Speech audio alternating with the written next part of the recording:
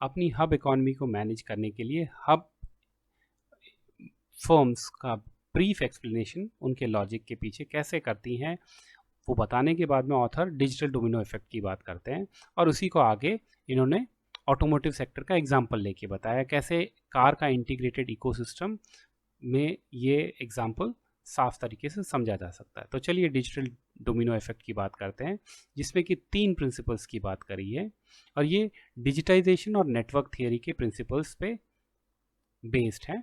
ये तीनों principal digitisation और नेटवर्क थियरी के प्रिंसिपल्स पे बेस्ड है और ये एक्सप्लेन करते हैं कि हाईली कनेक्टेड हब्स का एमरजेंस के पीछे कितना पॉजिटिव फीडबैक लूप का इनका रोल है। तो पहला पहला प्रिंसिपल है मूर्स लॉ, जो सिंपली स्टेट्स कि हर 2 साल में आपके कंप्यूटर की प्रोसेसिंग पावर दुगनी बढ़ती जा रही है, मतलब और ज़्यादा डबल कैपेसिटी वाली प्रोसेसिंग स्पीड वाले कंप्यूटर्स लगभग हर 2 साल में तैयार हो रहे हैं। इसका इम्प्लीकेशन ये है कि इंडस्ट्रीज़ और पूरी इकोनॉमी में परफॉर्मेंस का इम्प्रूवमेंट का एक बहुत बड़ा फोर्स तैयार हो रहा है, जो ह्यूमन एक्टिविटी को डिजिटल टूल से रिप्लेस करने की कैपेसिटी रखते हैं। अच्छा, ये जो कंप्यूटर की प्रोसेसिंग का पावर का इतनी स्पीड से बढ़ना है, ये मशीन लर्निंग और क्लाउड कंप्यूटिंग में जो एडवांसेस हो रहे हैं वो भी अलग स्पीड से हो रहे हैं, वो नए डायमेंशंस हैं। उन ट्रेंड्स के अलावा का ट्रेंड है, मतलब एक बहुत ही स्पीड से कंप्यूटिंग प्रोसेसिंग पावर और उससे रिलेटेड डायमेंशंस का एग्जिस्टेंस का एविडेंसेस हमारे सामने है। सेकंड प्रिंसिपल है कनेक्टिविटी का। ओके, कनेक्टिविटी का प्रिंसिपल ये कहता है कि ज़्यादातर कंप्यूटिंग डिवाइसेस जो हैं उनके अंदर इनबिल्ट नेटवर्क है कनेक्टिविटी का, जो अलाउ करता है उनको आपस में कम्युनिकेट करने का।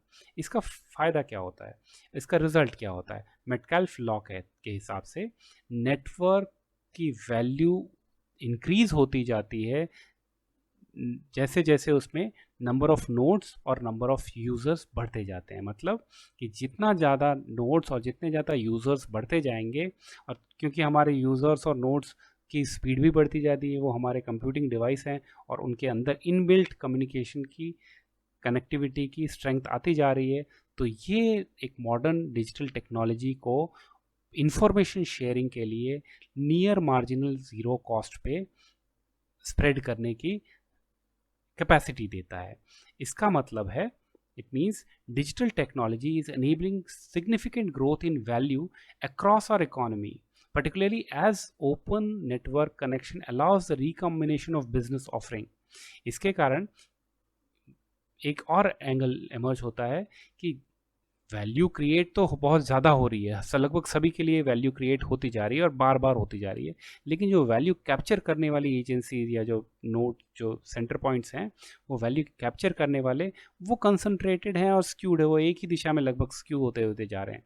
वैल्यू सबके लिए ही क्रिएटेड हो रही है, लेकिन वो कैप्चर वैल्यू को कैप्चर करने वाले लिमिटेड और स्क्यूड और कंसंट्रेटेड है। उसका कारण है कि नेटवर्क्स में जैस ट्रैफिक बिगेट्स मोर ट्रैफिक, जैसे जैसे नोड्स बढ़ते जाते हैं, वो जितने ज़्यादा बड़े बड़े नोड्स होंगे वो और ज़्यादा एडिशनल अटैचमेंट करेंगे और वो उसका इम्पॉर्टेंस और ज़्यादा इंक्रीज करेंगे। ये है सेकेंड लॉ। और सब्सिक्वेंटली थर्ड लॉ पे बात करते हैं। Third, digital network formulation naturally leads to the emergence of positive feedback loop. ये पॉजिटिव फीडबैक लूप्स ही कारण है कि एमर्जेंस ऑफ हब्स। तीसरा रूल ये बताता है, the notion that digital network formation naturally leads to the emergence of positive feedback loop creates increasingly highly connected hubs। Once a hub is highly connected, मतलब enjoying increasing return to scale in one sector of the economy such as mobile telecommunication, it will enjoy a crucial advantage as it begins to connect in a new sector। वो automobile हो सकता है, किसी भी field में हो सकता है। एक हब एक सेक्टर में बहुत बड़ा और पावरफुल हब बन गया अगर वो सब्सिक्वेंटली दूसरे सेक्टर में बढ़ने के चांसेस ज़्यादा बढ़ जाते हैं। This can in turn drive more and more markets to tip and the many players competing in traditionally separate industry like winnowed get winnowed down to just a few hubs. ये digital domino effect के 3 principal हैं। इनको example से समझते हैं कि ये phenomena नया नहीं है, पर रीसेंट ईयर्स में बहुत हाई डिग्री ऑफ कनेक्टिविटी के कारण ये ड्रामेटिक ट्रांसफॉर्मेशन हुआ है।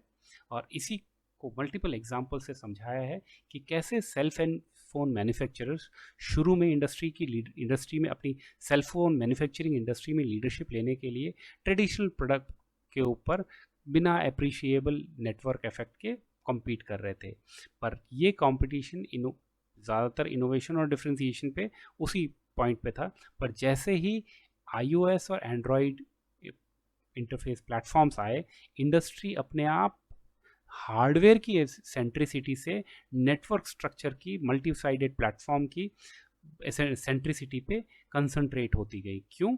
क्योंकि the platform connected smartphones to large number of apps. वो जो प्लेटफॉर्म्स थे वो हैंडसेट की फिजिकल स्ट्रेंथ या उसके हार्डवेयर से नहीं, अब वो उसके सॉफ्टवेयर ड्रिवन उसके प्लेटफॉर्म की स्ट्रेंथ पे कि कितने number of large number of apps और सर्विसेज वो अटैच कर सकता है। जितने ज़्यादा करेगा वो उतनी ज़्यादा वैल्यू क्रिएट करेगा, उतना पावरफुल नेटवर्क करेगा, और उस हिसाब से वो नए प्लेयर्स के लिए बैरियर क्रिएट कर पाएगा।